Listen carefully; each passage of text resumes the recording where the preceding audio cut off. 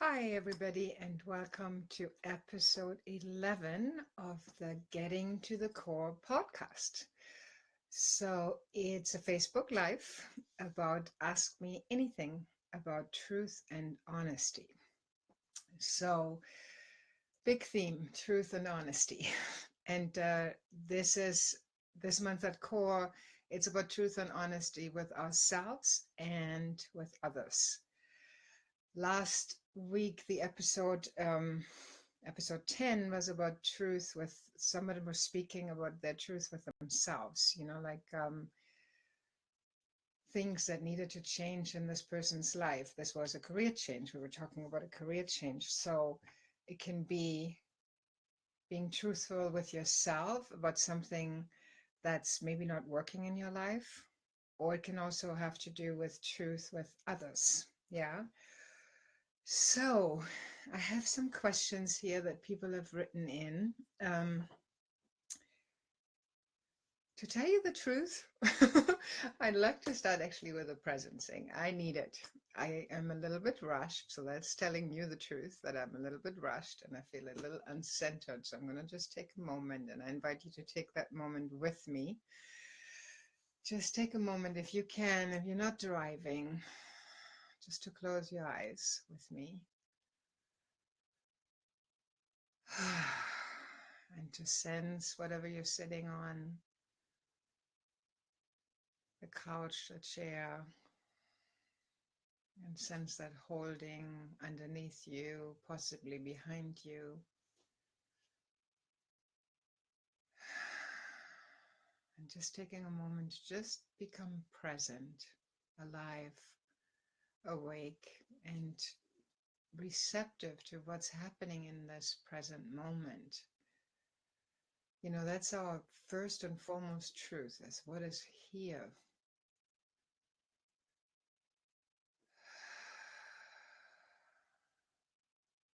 So noticing what is present in the body.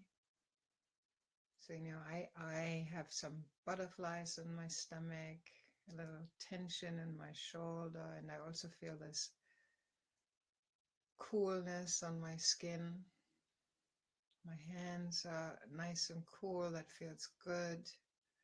And I'd like to invite you to just find something that truthfully just feels good in your body.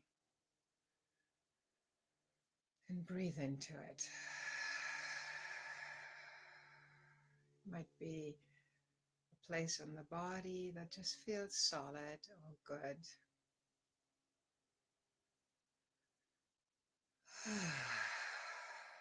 And let's start there. Let's start, with what's present.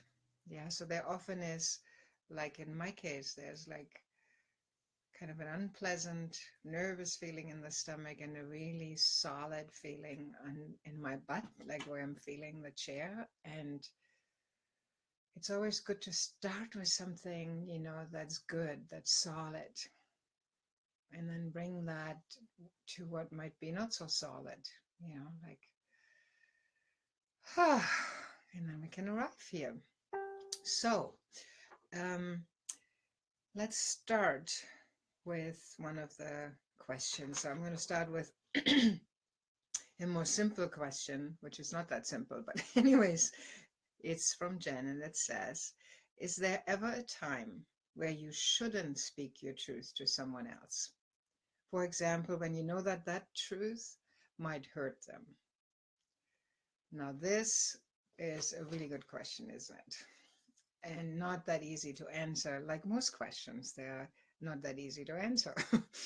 um, so generally, the truth shall set you free. Yeah. Um, Generally, I personally am all for speaking the truth. Um, Now, what is the truth? Yeah, like that is a big, big, big question. And where does the truth come from?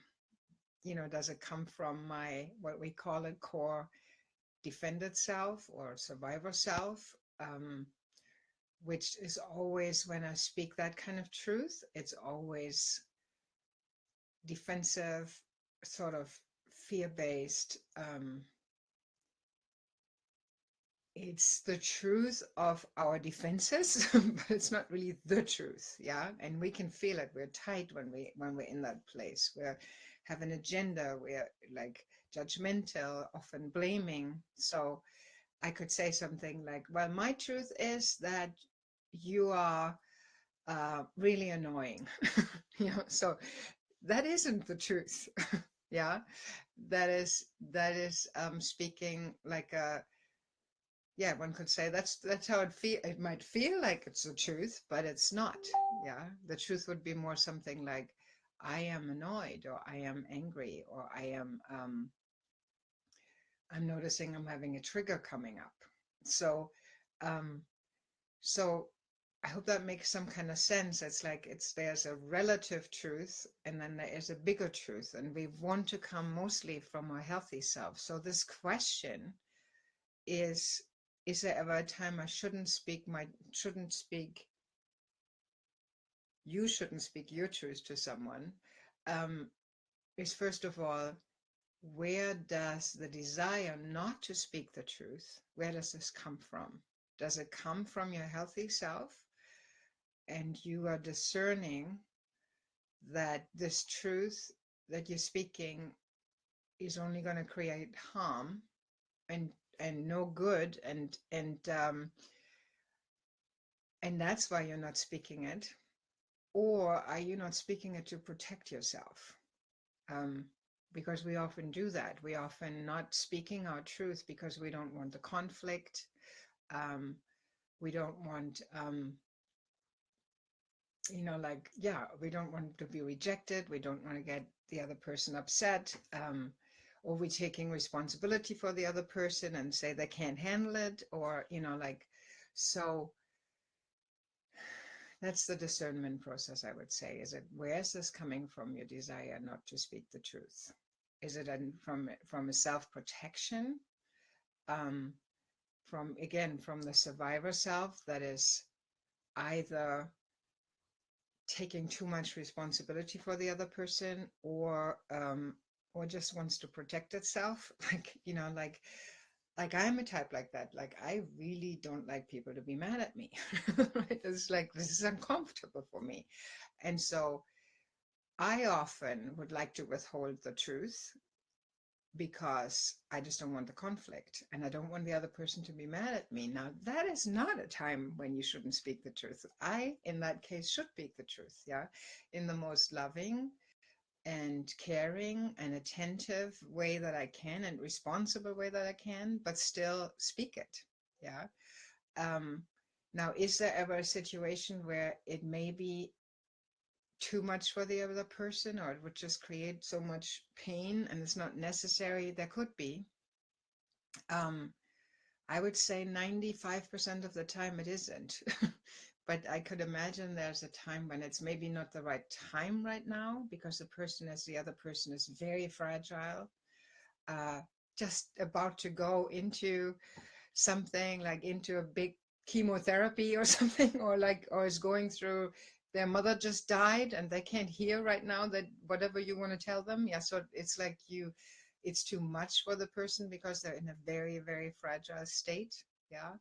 um so that I could imagine. So, but it's kind of, yeah, again, it's like I would say the important thing is to discern where this comes from, the desire not to speak the truth. um Tammy, you're saying, that's me. I want to avoid conflict. That's what I'm connecting into right now. Yeah. So if it's about avoiding conflict, I would say speak it. Yeah. And I've done this hundreds of times. Yeah. Like, naturally, I don't like conflict.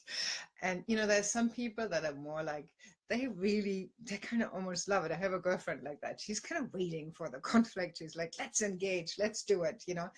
I'm not naturally like that. And so I'm naturally one harmony and compassion, and so it's hard for me to say something that's difficult, that the other person could be upset by. And so I've breathed into that many times in my life, and it has always been good. Even if there was conflict and the person was mad at me at first, I just had an experience that way 3 times last week, like, And I make sure before I speak that I'm as much connected to my healthy self as I can, that I'm resourced, that I'm supported within myself, and that I communicate as much responsibly from my own, standpoint without making the other person wrong, and be as compassionate as possible while still being assertive and speaking my truth. And it's always been good. Like, I have never had a situation where I spoke the truth to someone in that way and it didn't turn out somehow good in the end, not immediately. But so that would be my point about this. Um, Stephanie, I haven't seen you in years. How lovely that you're here. So, yeah, wonderful. Okay, so let me go to another question. I hope that was helpful. So most of the time, I would say, speak your truth, like in the way that I just spoke about. Yeah. Yeah, it's been so long, Stephanie. If you're on the podcast, somebody just came on that I haven't seen in years, and I'm so happy to see her name pop up here. So that's my truth right now. Um, Anyways, let's go to another question. So here's another question about, this is when somebody else doesn't speak the truth. So um, this is anonymous and says, I've been lied to over and over again by someone I love. How do I ever truly trust anything they say or do?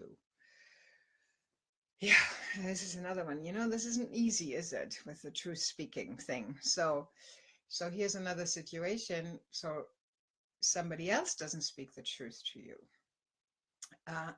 and you find out, and in this case, it sounds like over and over and over again. I find out. This is often the case if the other person is an addict, for example, of some sort. Like where um, they don't tell the truth. So, for example, I am a child of an alcoholic, right? And my mom, who was that alcoholic, who, by the way, is a recovering alcoholic now, and we have a wonderful relationship. But when she was in the throes of it, she lied to me constantly about that. She would always say, "No, I didn't drink. No, I didn't." And part of an addiction, part of the whole story of addiction is lying and secrecy, right? So that's often when someone over and over and over lies to you because they're kind of lying to themselves. And if they spoke the truth to you, then the whole number's up, and this is a very, very, very difficult situation. Yeah. Um,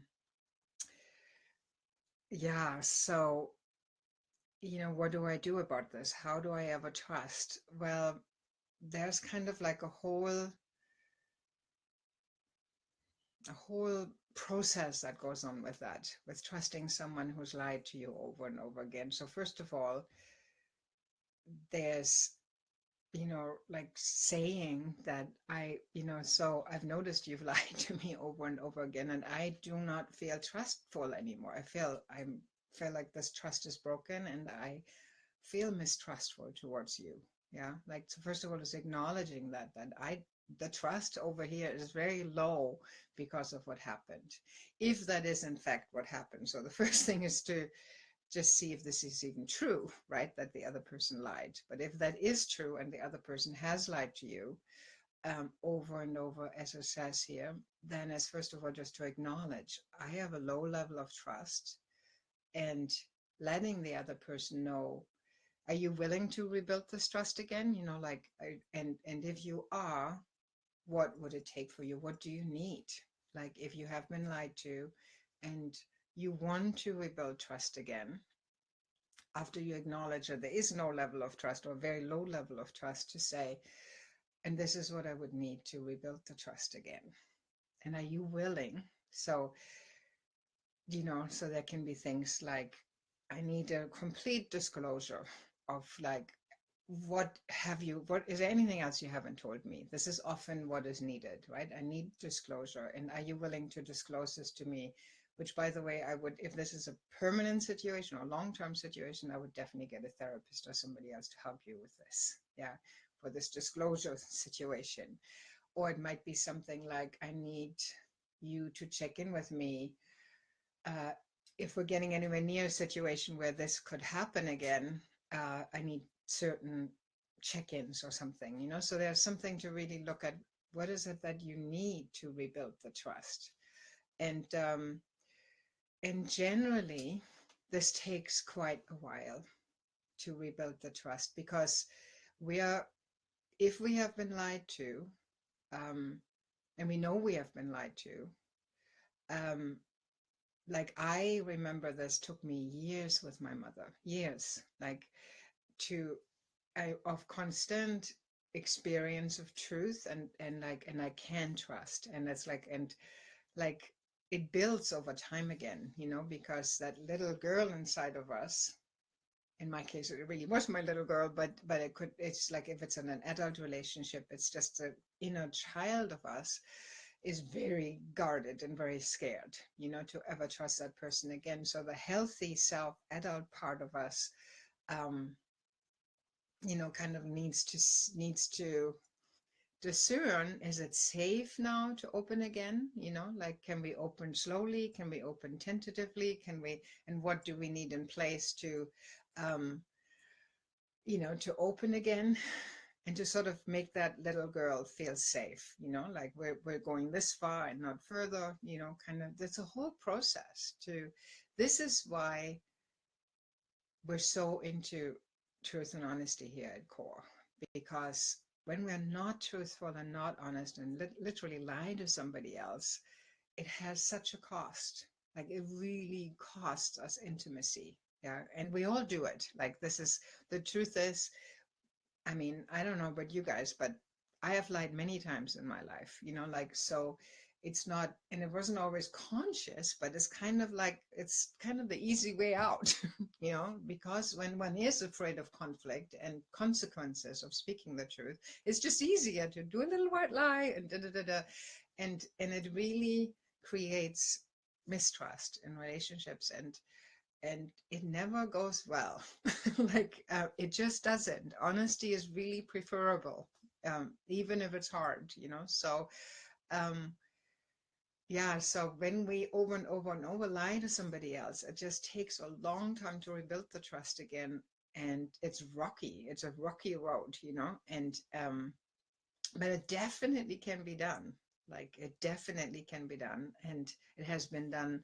I've seen many couples where that has been done. I've watched my friends where it has been done. I have that story with my mother, it's like, so there's a healing with my mother in that situation for me. So I know it can be done, and it's a process. Yeah.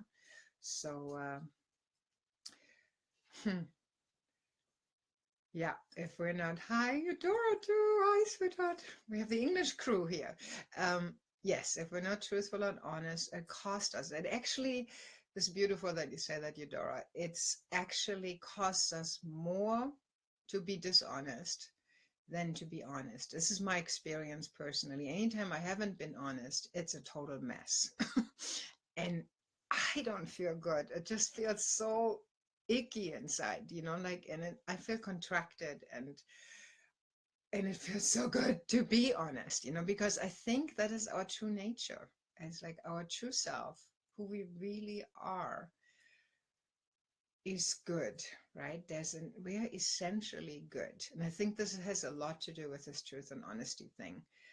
And so we can trust what's truly happening will ultimately set us free to that goodness. Yeah, even if it's conflict and painful and we have to hang in there with ourselves and others, it's like ultimately it's going to lead to something good. And ultimately, not speaking the truth and lying to ourselves or being in denial to ourselves or others is only going to lead to something not so good.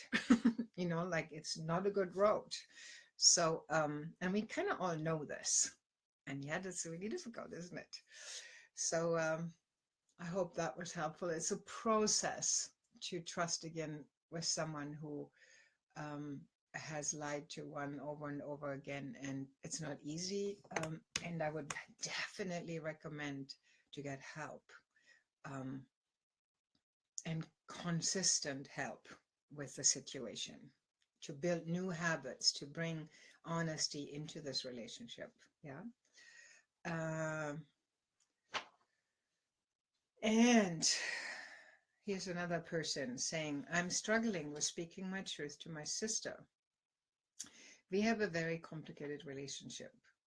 The dynamics of our relationship are based on very old family patterns and structures that I am currently working really hard to redefine. I am the oldest and have always been the caretaker. Recently, I've had to put up some boundaries around my time spent with my sister and the use of my house as her refuge during a very tough personal time. This has felt so difficult to even have the boundary, but it's not being honored and I feel stuck. How do I continue to honor my boundaries with my family without feeling so bad and scared to tell them?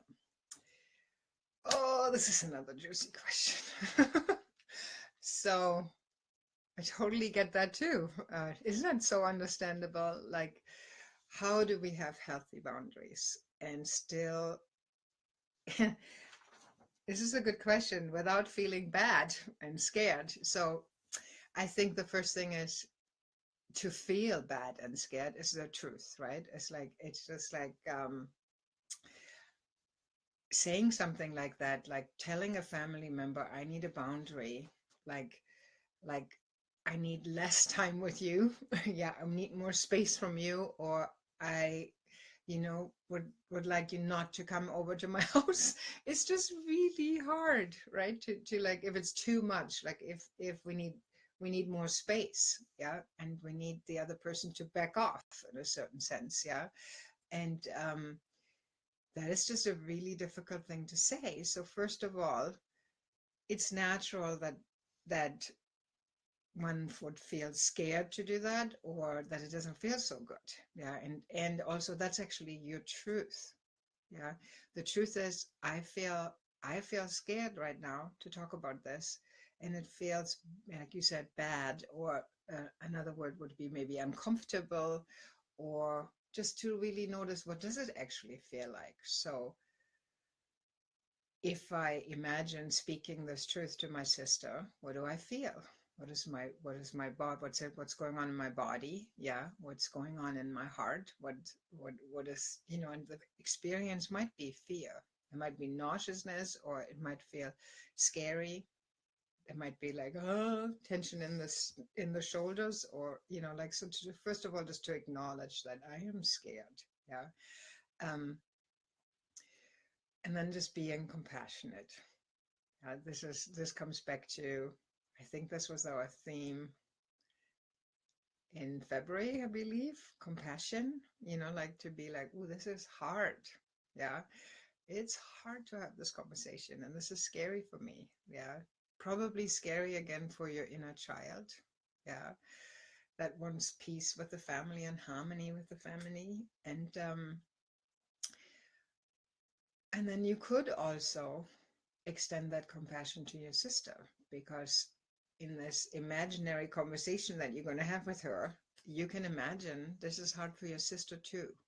Yeah. So it's never easy to hear that somebody wants to spend less time with you.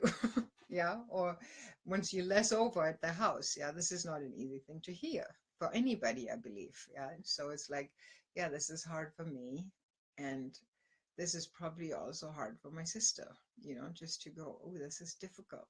Yeah.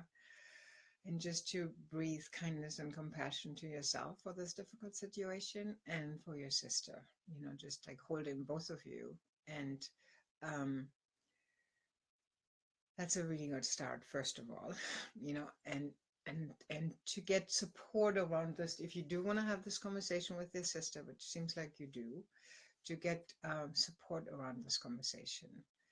Um, from your friends, from another family member, yeah, like to kind of like, if you really do want to have this conversation and you're just dragging it along and never actually have it, it could be good to have somebody to hold you accountable to it. You say, okay, and you can call me before the conversation, and you can call me out right after, you know, or I can even be there, you know, depending on what kind of friend it is and how skilled they are at holding space. And so it's really good to not just go on in your head about it, how you're going to have this conversation and all the things that are going to happen, but to actually let somebody else hear it. You know, you can practice it on somebody else, you know, in the conversation, in like, how can I be truthful, like, and speak what I need, and also be compassionate. Yeah, like this is kind of the theme here today, like to be compassionate, loving, kind, and also truthful. They've got to go together. Yeah. If we're only compassionate, then we never actually say anything. And if we're only truthful, we can be harsh. Yeah. So if they go together, it makes for a much better conversation, right? And yeah, to speak what happened, you know, like when you say something like, it's not honored, my boundaries are not being honored, so what is the fact around this, right? I don't know the actual situation, but it's always good to speak about a fact with as little judgment as possible, you know, than how you felt about this, you know, like, so I felt angry or I felt upset or I felt frustrated or whatever that is. And what is your need, you know, like, because I needed consideration or collaboration or whatever it was that you needed. Yeah. And then make a request, right? Like, would you be willing to, in your case, you know, like whatever, I'm not sure what that would be in this. I don't know, have enough information about this, but it's something about like like maybe come to my house on Tuesdays and Thursdays, you know, or like something like a particular amount of time that you want your sister to come over.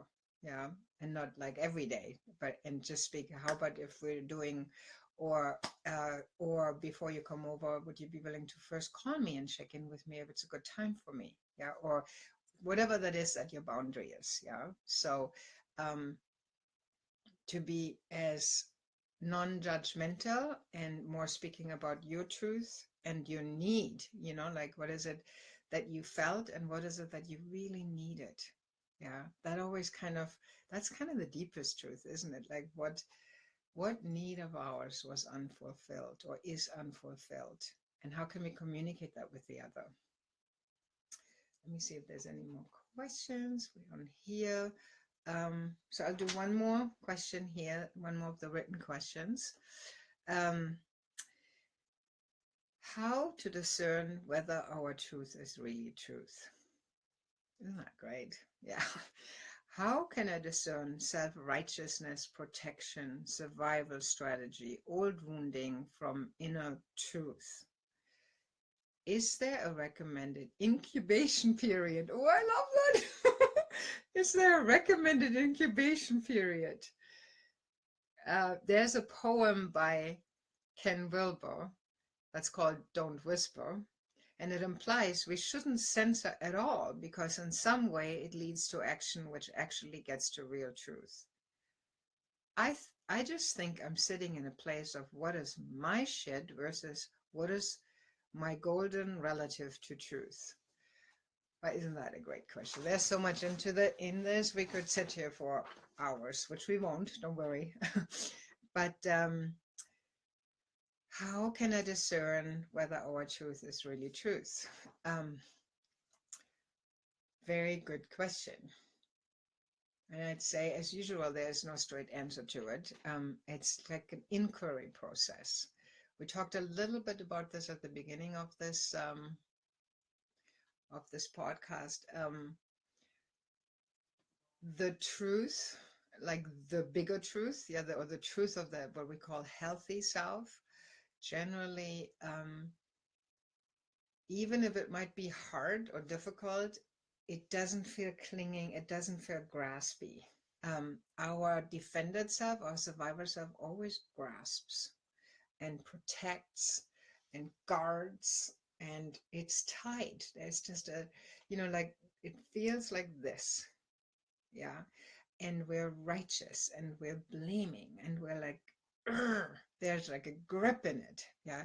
So even when we're speaking the truth, but it comes from this place, it doesn't really matter. It's not really the truth. Yeah, like sometimes this happens in politics. You can see this a lot in politics, where it's like whatever the liberals against the conservatives, or the whatever the issues are, right? And like even people that have a really good truthful like cause or something, but there's so much tightness and so much, or almost like hatred for the people with the other opinion, that it's not the big truth anymore. Yeah, because it got hijacked. The big truth got hijacked by the defense and by the survivor self, and now it's like it's just used to be tight and to be righteous. Yeah, and there's no, it's kind of approaching the problem in the same way that the problem was there was created in the first place. Yeah, so it's like the truth is always in some way, there's a certain quality of detachment to it. Yeah, there is a like um there's a this kind of movement. It's always more an invitation, and it's more detached than the little truth, like, which always kind of feels like, and I gotta get my way, I gotta get my truth through you. And it always feels like imposing, or like a, yeah, like something that is, yeah, feels tight. That's I know this. Like, I know when I'm like, let's say with my husband Lee, right? When I feel like I've got something that he should see about himself, right? And it's just the truth. I'm seeing the truth, and he should change. And um, this never goes well. Even if I have the truth, even if maybe my observation is right, and there is something for him to see, if I come across like that, it never lands. For some reason, he doesn't really want to take that advice, and yeah, it just creates defensiveness. Yeah, and it really doesn't even matter if what I'm saying is true or not, because it can't be heard. Yeah, so the I think an incubation period is good. I love that word, incubation period. Like, to really, like, for example, yesterday I got two things, actually. Two things happened yesterday for me that were really triggering. Some some things happened at work with some people that really triggered me, and two things actually. And I could feel my charge, and I was like, I'm not going to communicate. I'm not going to communicate from this place, because if whatever I'm going to say right now, even if it's the truth, uh, it's going to be charged, and it's going to come from this. I can tell this isn't a good. So I did have an incubation period. I waited, and I shook. Like I walked around the block a couple of times, and I inquired into what do I need, what need of mine is not fulfilled right now. Why am I so upset? Like, it's like, so. And I often do that. I wait. If I know I'm triggered, this is not the right time to send that email or make that communication, because um it is kind of like a part of me is like, but this is my truth and I gotta get it out. and but it's not the truth, and I know it because I feel so charged, and I feel like I am having an agenda, and I'm having a attachment to my truth. Yeah, so I think that's a good way to judge it by, are you triggered? And then I could also say, I've done that too. I've said, I am not totally in touch with my healthy self right now. I'm triggered. Do you want to hear it now, or do you want me to wait until I'm in a less charged place, right? It's like, and I feel like there's still some truth in this, and do you want to hear it? Like, so it's like, I can do that too. Um, there's some place in me that still has an awareness that I'm triggered. So I'm not fully in the truth. Yeah. And so I like this. Yeah, the Buddhists have this beautiful saying about right speech. You know, they really have this thing that let nothing come out of your mouth unless it creates more truth in the world, you know, like in more compassion. Um, so they recommend a long incubation period, you know, like where you really discern, like, what is coming out of my mouth? What is this creating that's coming out of my mouth? Which I think is very wise and beautiful. And one could also take that too far, right? Like there's also something about just expressing myself, you know, like, so I think it's like sort of a middle, it's a balance, you know, between not putting a muzzle over my mouth and like and cramming down and just thinking myself into a pretzel before I say anything, and also pausing and presencing and looking, inquiring, where's this coming from inside of me? And often it is a good idea to wait to speak before I can be honest to myself, you know, and acknowledge to myself I'm upset, and maybe tell somebody else, you know, but I would wait to speak this to somebody else, to the person that I'm upset with, until I have a little bit at least calmed down. So let's see. So yeah, we're on time. Um, Happy you guys all joined. Thank you so much. So I hope that was helpful, and I hope you can find that balance between compassion and truth. To speak your truth, the truth, a truth, with compassion and kindness for yourself and others. Sending you much love. Bye bye.